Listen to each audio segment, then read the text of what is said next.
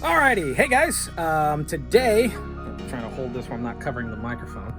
No, that's worse. Oh, that sucks. Oh, okay, fine. We'll do it like that. Today, I wanted to take you guys through. Let's turn on a few more lights. Through my studio and do kind of a studio tour. Hadn't done this since.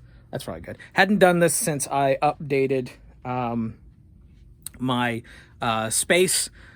Since I moved in, hadn't really done anything like that, so that's what we're doing today for you guys. Is we are going to do a little walk around. Now, some of this stuff you guys have already seen, like the foam on the walls, foam on the ceiling, all that kind of stuff.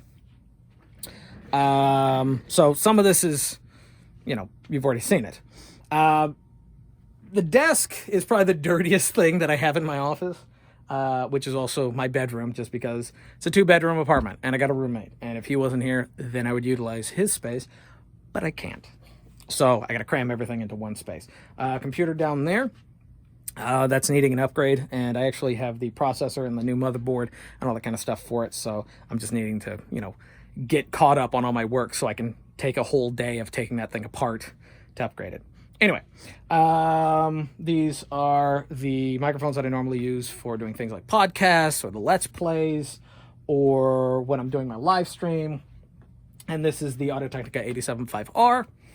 And it's probably one of my favorite microphones. And yours too. You guys really seem to like that mic. Wall of garbage or cables. This is my cables that I use. It's not all the cables, but these are all the ones that I could fit up there. Those are the ones that I use the most. I just finished doing a review on this microphone. That video should already be up, actually. Anyway, behind here are a lot of things like stands, and I have a lot of dowel rods for when I need to do like Foley and do like swishing sounds. And then I have like different kinds of dowel rods that are thicker and they give different sounds and that kind of stuff. All right, so now we are walking into the recording space. And I'm going to do a little bit of this. Okay, so I just finished recording a whole bunch of videos. That's what's on that screen. So we got the acoustic foam, wall-to-wall, ceiling-to-ceiling, blocks, big acoustic blocks for bass traps up in the top corners. 4 of those. The other ones are behind there. There you go. And then we have these large bass traps in the corners. Now, I applied all of this with that attacking foam spray, and I think it's because Texas being hot and humid and all that fluctuating that a lot of the adhesive is just let go. Some of it's still holding on really nice, but this one is just coming off, obviously. We have different depths of panels, and that is on purpose.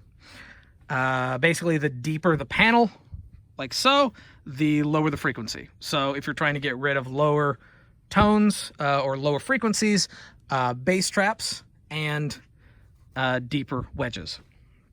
Okay, and then we have the floor of wires and garbage. I've tried organizing this, but it's practically impossible.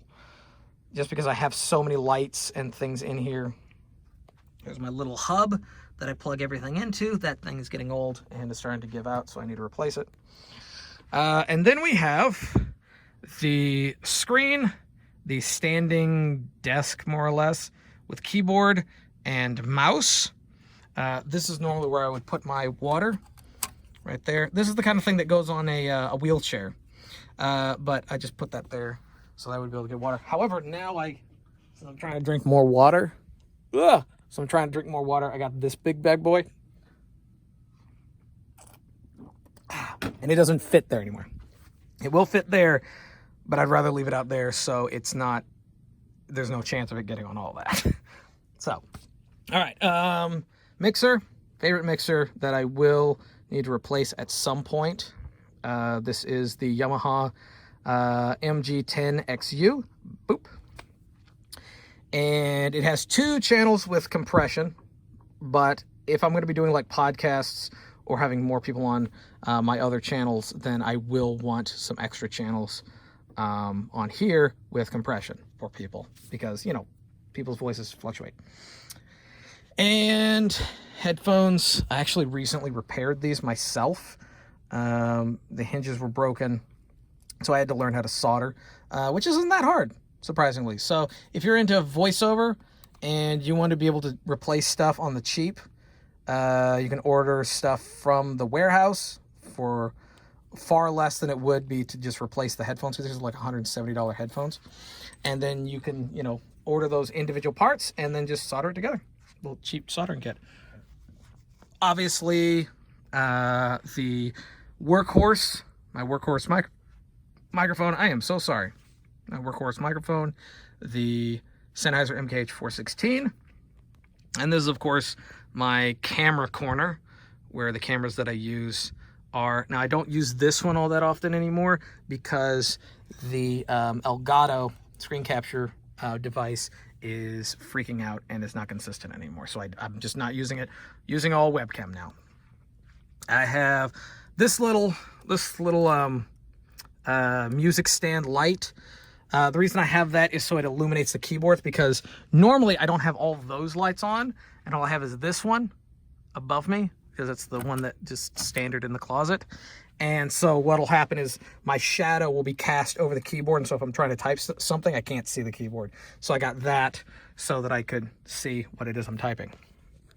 But yeah, that's pretty much it. Walk through my space, and I'll hold this like that again. Try not to cover the mic.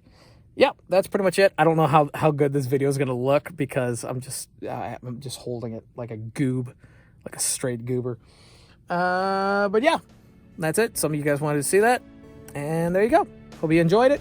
If you guys liked the video, give it a thumbs up. If you didn't, give it a thumbs down. Totally fine. Subscribe if you're new, bell for notifications, and leave down in the comment section below if you guys have any questions or just want to chat or anything like that.